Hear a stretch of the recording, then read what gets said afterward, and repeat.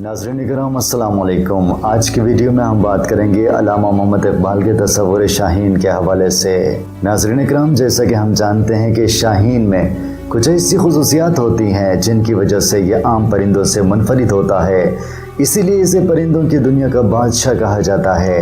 इसकी एक बड़ी खूबी यह है कि ये किसी का बच्चा खचा नहीं खाता और इसके साथ साथ ये मुर्दार भी नहीं खाता, बल्कि अपनी मेहनत से शिकार करके ये खुराक हासिल करता है। इकबाल की बड़ी ख्वाहिश थी कि ये खुददारी मुसलमान नौजवानों में भी हो, वो दूसरों पर इन्हिसार करने की बजाय खुद मेहनत करें, खुद जदोजहद करें और जदोजहद के ज़रिए दुनिया में कामयाबी हासिल करें। शाहीन की दूसरी खुसूसियत यह है कि ये ऊंची उड़ान भरता है, ये हमेशा ऊंचाइयों पर नज़र रखता है।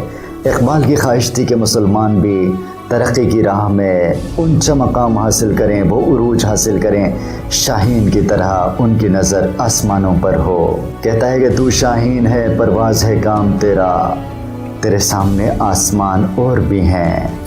शाहीन मेहनत करता है और लहू गर्म रखने का बहाना मांगता है, और इकबाल भी यही चाहता था कि मुसलमान नौजवान शाहीन की तरह मेहनत करें, जदोजहद करें और अपना लहू गर्म रखें, और अपनी मेहनत से और जदोजहद से जो कुछ वो हासिल करेंगे उसका मज़ा ही कुछ और होगा। इकबाल कहते हैं, जो कबूतर पे झपटने में मज़ा है ए पिसर, वो मज़ा शायद कबूतर के लहू में भी नहीं।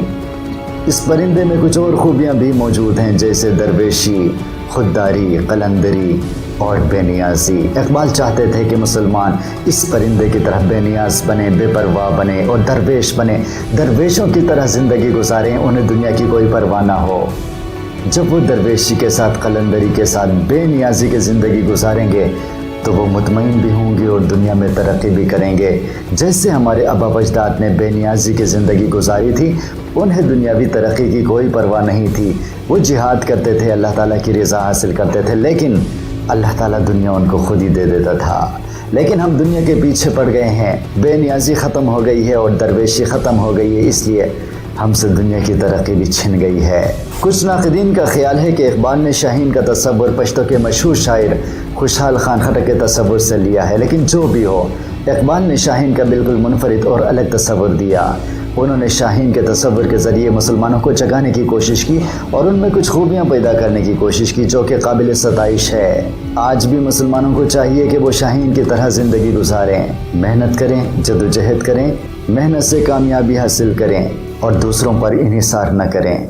दरवेशी, खुददारी, कलंदरी और बेनियाजी का मुजाहिरा करें और इकबाल का वो ख्वाब पूरा करें जो वो अरसे से देखते आए थे। बहुत शुक्रिया। अल्लाह हाफिज़।